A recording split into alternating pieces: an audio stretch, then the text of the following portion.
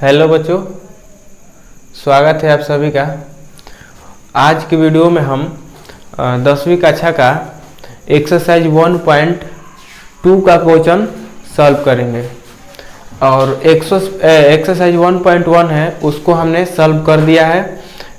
उसका वीडियो हमने अपलोड कर दिया है, उसका लिंक भी डिस्क्रिप्शन में हम दे दिए हैं। ठीक है, अगर जिन लोगों ने नहीं देखा होगा वो देख लीजिएगा। जो एक्सरसाइज 1.2 का क्वेश्चन है वो है अभाज्य गुणनखंड। तो अभाज्य गुणनखंड हम बहुत पहले से पढ़ते आ रहे हैं। 5वीं कक्षा में पढ़े हैं, 6वीं कक्षा में पढ़े हैं, 7वीं कक्षा में पढ़े हैं। तो देखिए, अभाज्य गुणनखंड निकालने के लिए कुछ नियमें हैं जिसे हमें जानना बहुत ज़रूरी है। ठीक है, तो जैसे उसमें नियम है कि जैसे 2 से विभाज्यता का नियम, 3 से विभाज्यता का नियम, 4 से विभाज्यता का नियम। यानी 4 से जो संख्या विभाजित होगी उसको हम कैसे पहचानेंगे कि संख्या हमारा 4 से विभाजित हो रहा है, या संख्या हमारा 3 से विभाजित हो रहा है, या हमारा 2 से विभाजित हो रहा है। ठीक है, देखिए हमने लिखा है 2 से विभाज्यता का नियम। ठीक है, यानी हम कैसे जानेंगे कि कोई संख्या है वो 2 से विभाजित होगा, या 3 से विभाजित होगा, या 4 से विभाजित होगा, या 5 से विभाजित होगा। तो देखिए 2 से विभाज्यता का नियम, जो 2 से विभाज्यता का नियम ये है कि इकाई के स्थान पर 0 2 4 6 8 0 2 4 6 8 माने इकाई के स्थान पर अगर 0 हो, 2 हो, 4 हो, 6 हो, 8 हो, वो संख्या क्या होगा? वो संख्या हमारा 2 से विभाजित होगा। जैसे देख लीजिए, ये संख्या है ना 20 के इकाई स्थान पर क्या है? 0, ये हमारा 2 से विभाजित हो जाएगा। अब आ गया 15, तो 15 हमारा इकाई के स्थान पर क्या है? 5, इसमें हमारा 5 नहीं है, ये 2 से विभाजित नहीं होगा। इसके बाद है 18 क्या है? 8, तो इसमें है इकाई के स्थान पर 8, तो ये हमारा 2 से विभाजित होगा। 9 दूनी 18। अब आएगा 25 के लास्ट में क्या है? 25 के इकाई में है 5 हमारा इसमें नहीं है, तो ये भी 2 से विभाजित नहीं होगा। अब आते हैं हम 3 से विभाज्यता का नियम। तो 3 से विभाज्यता का नियम यह होता है कि संख्याओं का योग यदि 3 से विभाजित हो तो पूरी संख्या 3 से विभाजित होगी। मान लीजिए ये हमारे पास 3 संख्या है। ठीक है, यदि हम इसको जोड़ेंगे 1 + 1 + 1 बराबर क्या होता आएगा? 3 को अगर हम 3 से विभाजित करेंगे तो एक बार में कट गया, यानी ये संख्या 3 से विभाजित होगी। ठीक ना, 3 से अगर हम इसको भाग दें क्या आएगा? 3 के 9, ठीक है, बचा 2 1 21, 7 के 21। ठीक, संख्या को हम लोग जोड़ेंगे और जोड़ने के बाद और देखेंगे कि जो हमारा योग जोड़ने के बाद जो आ रहा है वो 3 से विभाजित हो रहा है कि नहीं। अगर 3 से विभाजित हो जा रहा है तो वो पूरा संख्या 3 से हमारा विभाजित हो जाएगा। अगर 3 से विभाजित ये इसका योग 3 से विभाजित नहीं होगा तो ये संख्या 3 से विभाजित नहीं होगा। ठीक है, अब आते हैं हम 4 से विभाज्यता का नियम।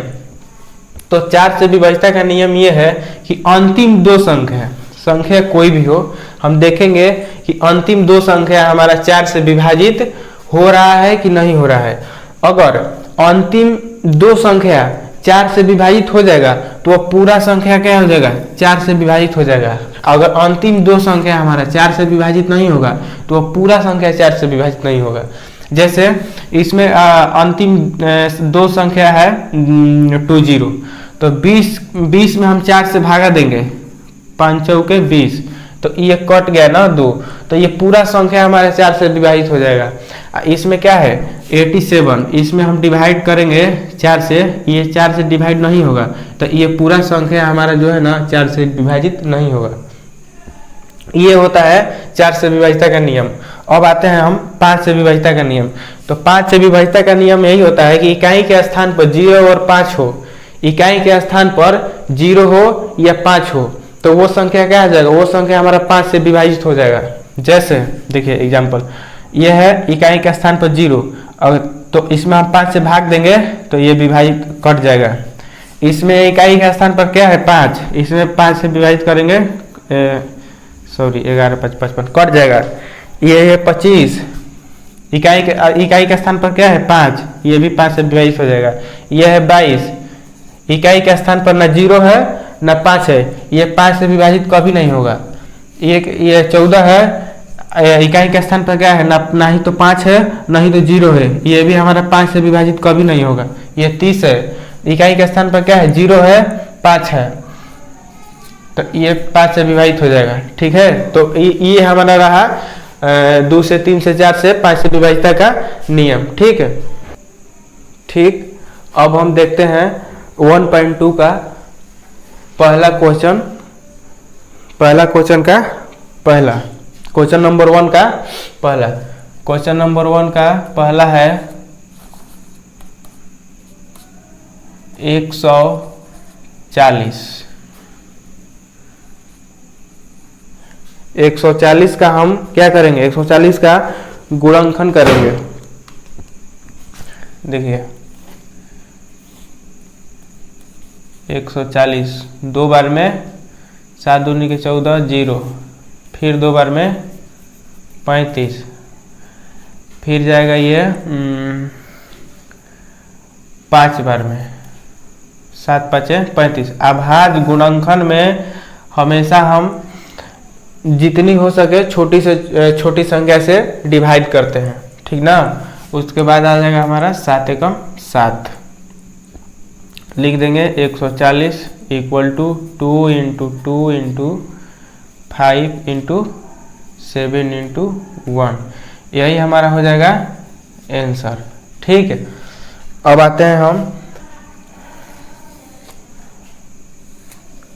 दूसरा क्वेश्चन है 156। क्वेश्चन नंबर सेकंड क्वेश्चन है 156 का हम गुणनखंड निकालेंगे। दो बार में ये जाएगा 7 दूना का 14,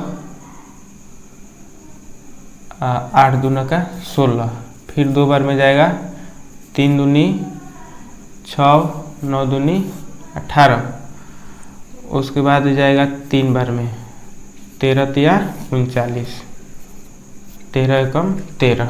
ठीक है, लिख देंगे यहाँ पे 156 equal to 2 into 2 into 3 into 13 into 1, ये हो जाएगा हमारा आंसर।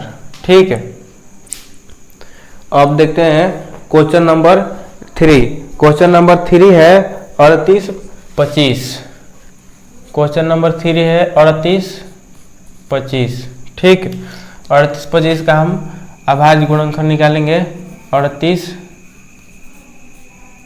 25, ठीक है, इसको 3 बार में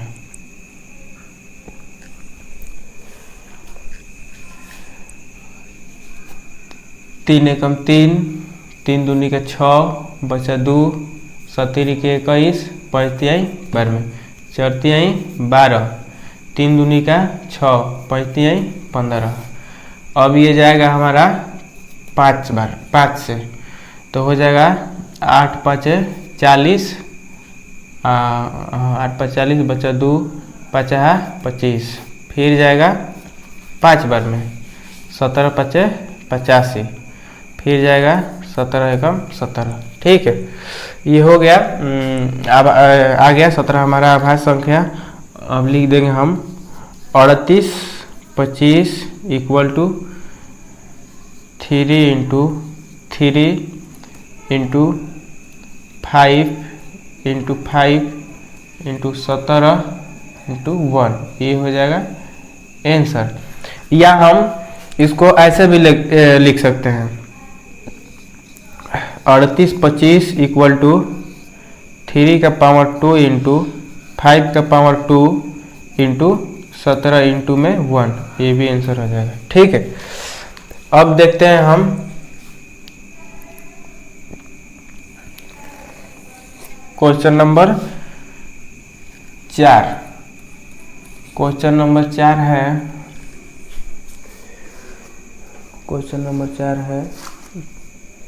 5005 5005, ठीक है। इसको हम अभाज्य गुणनखंड निकालेंगे 5005, क्या हो जाएगा, ये जाएगा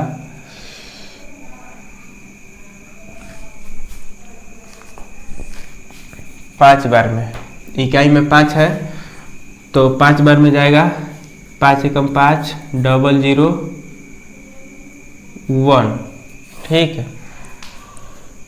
अब ये जाएगा 7 बार में, 7 एकम 7 बचा 30, 7 चौके 28, 7 के 21, ठीक है। उसके बाद जाएगा 11 बार में, 11 एकम 11, 11 तिहाई 33, ठीक है। अभाज्य संख्या आ गया 13 एकम 13, लिख देंगे 5005 equal to 5 into 7 into 11 into 13 into 1, ये हो जाएगा हमारा आंसर, ठीक है। अब आता है हमारा 5वां क्वेश्चन। तो 5वां नंबर क्वेश्चन जो है ये है 7429। ये थोड़ा मुश्किल है, इसमें गुना भागा करना। 7429 का हम करेंगे अभाज्य गुणनखंड 7429, ठीक है। देखिए ये सबसे कम 17 बार में कटेगा, ठीक, 17 बार में कटेगा तो ये आएगा 437, ठीक है। उसके बाद ये 19 बार में कटेगा तो 2 3 23 अभाज्य संख्या आ गया। उसके बाद 23 एकम 23, अब लिख देंगे 17 29 equal to 17 into 19 into 23 into 1, ये हो गया हमारा आंसर, ठीक है। अब आते हैं हम क्वेश्चन नंबर 2 में, ठीक है।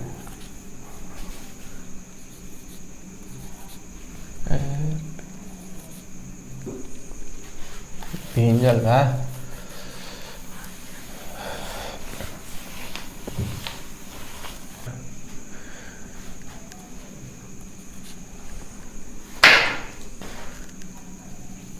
Question number 2। क्वेश्चन नंबर 2 में क्वेश्चन नंबर दूसरा कह रहा है कि पूर्णांकों के निम्नलिखित युग्मों के एचसीएफ और एलसीएम ज्ञात कीजिए तथा इसकी जांच कीजिए कि दो संख्याओं का गुणनफल बराबर एचसीएफ गुना एलसीएम है, ठीक है। ये देखिए ये एक फार्मूला होता है जांच करने का कि दो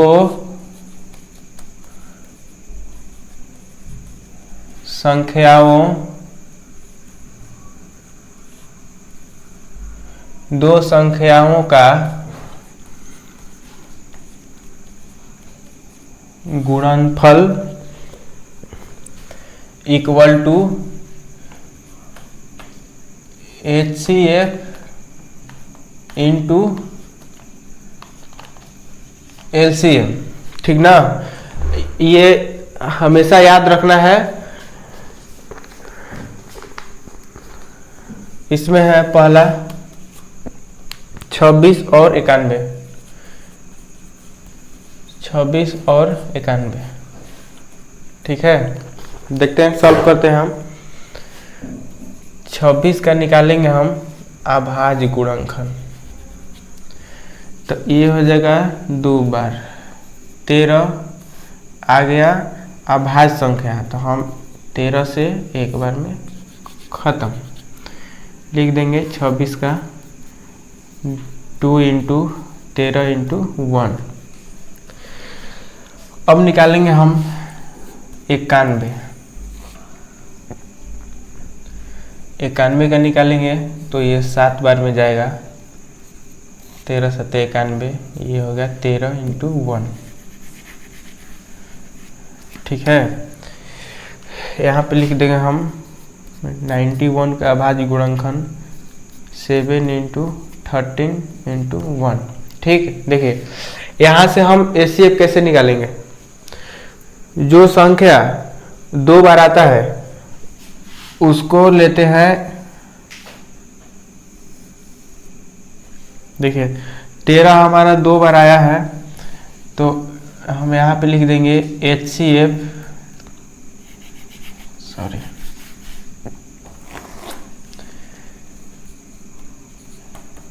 HCF इक्वल टू 13 2 बार आया है, एक बार लिख देंगे, 1 2 बार आया है, एक बार लिख देंगे। HCF हमारा कितना आ गया 13। LCM कैसे निकालते हैं, LCM निकालते हैं, जो हमारा HCF आता है उसको लिख देते हैं इनटू में बाकी का जो संख्या है उसको लिख देते हैं। जैसे बाकी का संख्या 2 है, 7 है, 2 इंटू 7, तो 7 दूनी का 14 और 13, 14 7 दूनी का 14 13, 14 13 में हम गुणा करेंगे तो आएगा 182। ठीक है, HCF हमारा हो गया 13, LCM आ गया 182। ठीक है, HCF कैसे हम निकाल रहे हैं कि 26 का अभाज्य गुणनखंड और 91 का अभाज्य गुणनखंड में जो संख्या 2 बार आया है उसको एक बार लिख लेंगे, फिर देखेंगे कि अगला कौन सा संख्या है जो 2 बार आया है उसको लिख देंगे और दोनों में हम गुना कर देंगे। तो ये 13 आया है 2 बार और 1 आया है 2 बार, तो 13 इंटू 1 क्या हो गया 13। अगर 13 एक खाली 13 जो होता जो 2 बार आया होता तो हम खाली 13 लिख देते। तो ये 13 हमारा हो गया HCF। LCM में क्या होता है कि LCM में जो HCF है उसको लिख देते हैं, उसके बाद जो संख्या मतलब 26 का अभाज्य गुणनखंड में जितनी बार आए हो और 91 का अभाज्य गुणनखंड में जितनी बार आया हो उसको लिख देते हैं। तो देखिए इसमें 2 बच रहा है 26 वाले में, 91 वाला में बच रहा है 7, तो हमने ये HCF लिख दिया, उसके बाद लिख दिया 2 इंटू 7, तो 2 इंटू 7 हो गया 14 इंटू 13 182। तो LCM आ गया हमारा 182, HCF आ गया 13। अब क्वेश्चन में कह रहा है कि दो संख्याओं का गुणनफल यानी पहला संख्या इंटू दूसरा संख्या बराबर HCF इंटू LCM। ठीक है, तो देखिए दो संख्या क्या है हमारा, एक संख्या है 26, एक संख्या है 91। 26 इंटू 91 बराबर HCF क्या है, HCF है 13 इंटू LCM क्या है 182। अब हम इन दो संख्याओं का गुणा करेंगे और ये दोनों संख्याओं का गुणा करेंगे तो क्या आएगा हमारा, दोनों साइड बराबर आना चाहिए।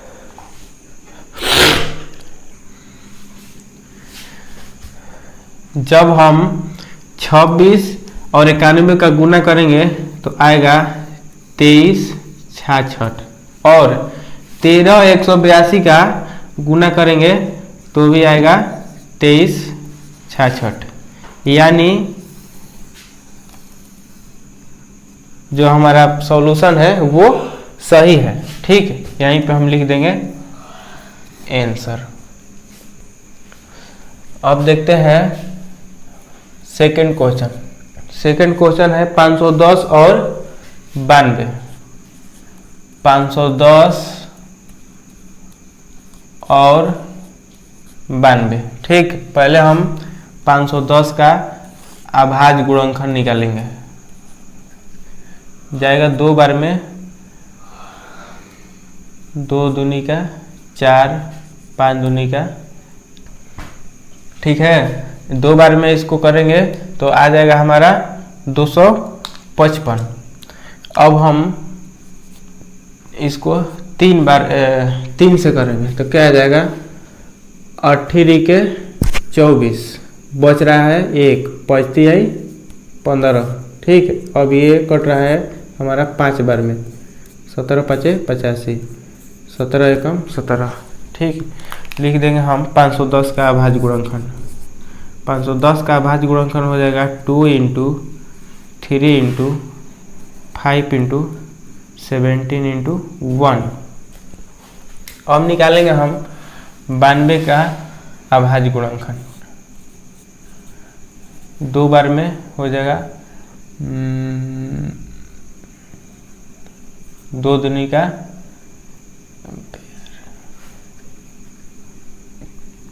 2 बार में हो जाएगा 46, फिर 2 बार में 23। ये आ गया अभाज्य संख्या, तो लिख देंगे 23 इंटू 1।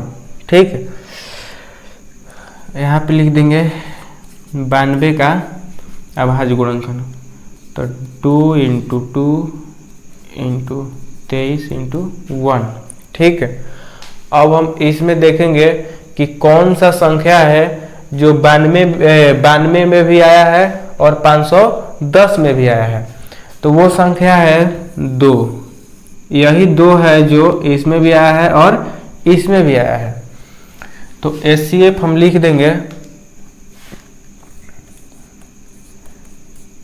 HCF इक्वल टू 2 हो जाएगा। अब हम LCM निकालेंगे, तो LCM क्या हो जाएगा, एक तो ये हो जाएगा HCF और उसके बाद ये सब पूरा लेंगे और ये सब भी पूरा लेंगे। 3 5 17 1, 3 इंटू 5 गुना में 17 गुना में 1, फिर गुना में लिख देंगे 2, फिर गुना में लिख देंगे 23 गुना में 1। ठीक है, अब इन सब में हम गुना करेंगे तो आएगा 23,460। ठीक है, अब इस पे हम देखेंगे कि दो संख्याओं का गुणनफल बराबर HCF इंटू LCM है, बराबर है कि नहीं है। ठीक है, लिख देंगे हम पहली संख्या गुना दूसरी संख्या बराबर HCF इंटू LCM।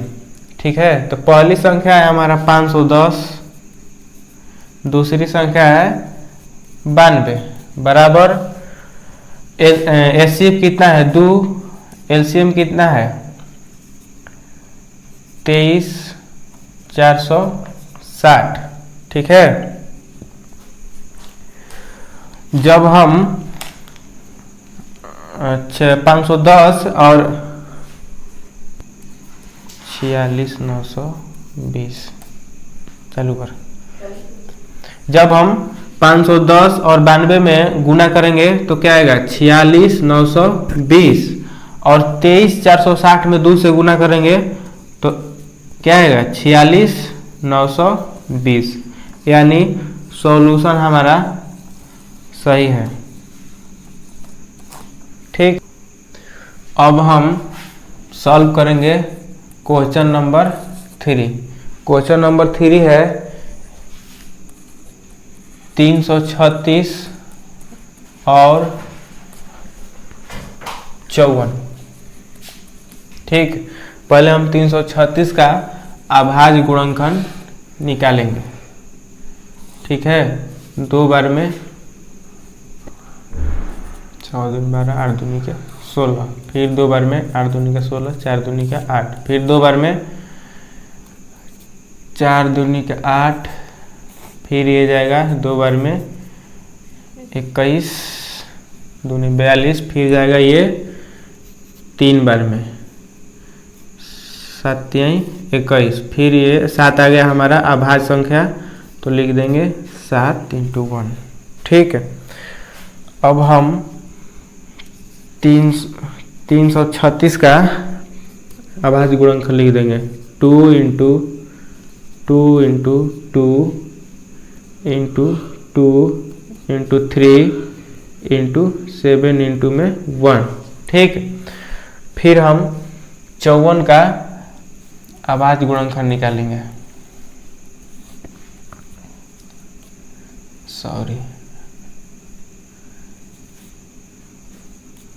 27, फिर इसको करेंगे 3 से तो 9 27, फिर 3 से करेंगे 3 के 9, 3 एकम 3, फिर लिख देंगे 54 का भाज्य गुणनखंड, तो 2 इंटू 3 इंटू 3 इंटू 3 इंटू 1। ठीक है, अब यहाँ से हम HCF निकालेंगे और LCM निकालेंगे। तो HCF हमारा क्या हो जाएगा, HCF हो जाएगा, हम देखेंगे कि कौन सा संख्या है जो इसमें भी आया है और उसमें भी आया है। तो एक 2 है और एक है 3। ठीक है, अब कुछ नहीं मिल रहा है, 2 मिल रहा है, एक बार इसमें भी है एक बार इसमें भी है, 3 है जो एक बार इसमें भी है एक बार इसमें भी है। तो 2 को हम लिख देंगे एक बार, अब फिर लिख देंगे एक बार 3 के, तो 3 दूनी का 6। ये 6 जो है वो हमारा HCF है। अब हम LCM निकालेंगे। तो LCM निकालने के लिए एक तो हम HCF लिख देंगे, उसके बाद सभी संख्याओं को गुणा करेंगे। देखिए 2 इंटू 2 इंटू 2 इंटू 7 इंटू 1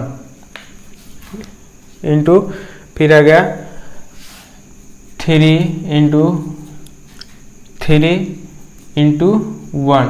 ठीक है, इन सब जब हम इन सब को गुना करेंगे तो क्या आएगा 30 24। ठीक है, अब हम लिखेंगे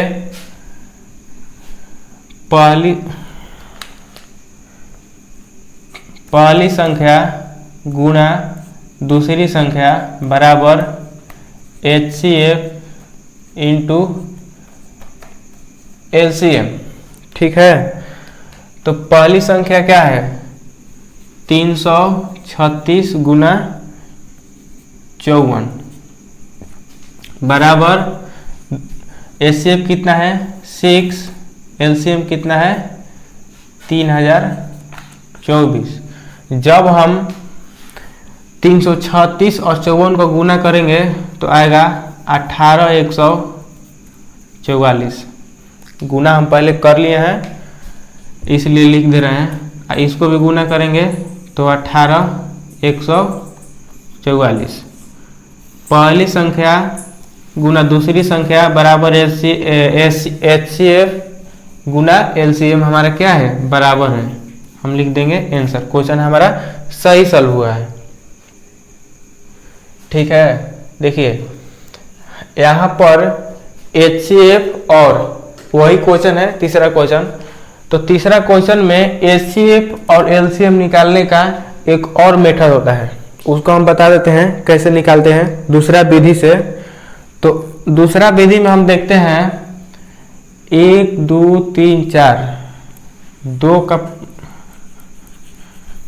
2 का पावर 4 और 3 का इंटू 3 का पावर 1 इंटू 7 का पावर 1 ऐसे लिख देते हैं। देखिए HCF में होता है HCF में हम न्यूनतम पावर, इसके बाद हम 54 का भाज्य गुणनखंड देखेंगे तो इसमें आया है 2 का पावर 1 इंटू 3 का पावर 3। ठीक ना, देखिए HCF निकालने के लिए हम न्यूनतम पावर देखते हैं और LCM निकालने के लिए अधिकतम पावर देखते हैं। ठीक है, कैसे देखते हैं देखिए, जब हम यहां से हमें HCF निकालना होगा तो क्या देखेंगे कि हमारा जो न्यूनतम पावर है दोनों में न्यूनतम पावर देखेंगे कि किसका है। तो न्यूनतम पावर सबसे कम पावर 3 का है तो हम लिख देंगे 3। इसके बाद 54 वाला हम देखेंगे सबसे न्यूनतम पावर, तो क्या है 2, लिख देंगे 2, तो क्या आ जाएगा HCF आ गया हमारा 6। अब LCM में हम अधिकतम पावर देखते हैं। अधिकतम पावर 2 का पावर 4 इंटू 7 का पावर 1 इंटू 3 का पावर 3, ठीक है। तो ये हो जाएगा 4 2 दूनी के 4, 4 दूनी के 8, 2 दूनी के 4, 4 दूनी के 8, 8 दूनी का 16, 16 इंटू 7 इंटू 27। जब हम 16 इंटू 7 इंटू 27 में गुना करेंगे तो क्या आ जाएगा 30 24, ठीक है। फिर वही सेम चीज होगा, पहली संख्या गुना दूसरी संख्या बराबर HCF गुना LCM, ठीक है। तो पहली संख्या क्या है 336 गुना 54 बराबर LCM है, सॉरी HCF है 6, LCM है 3024। 336 को गुना करेंगे 54 से तो आएगा 18144 बराबर 6 को गुना करेंगे 3024 में तो आएगा 18144, ठीक है। ये आ गया हमारा बराबर, यानी क्वेश्चन सही सॉल्व हुआ है। ये है, ये हम दूसरी विधि से इसको सॉल्व कर सकते हैं। 1.2 का हम पहला क्वेश्चन सॉल्व कर दिए, दूसरा क्वेश्चन सॉल्व कर दिए हैं। जब हमारा अगला वीडियो बनेगा उसमें नेक्स्ट क्वेश्चन हम सॉल्व करेंगे, ठीक है। Thank you.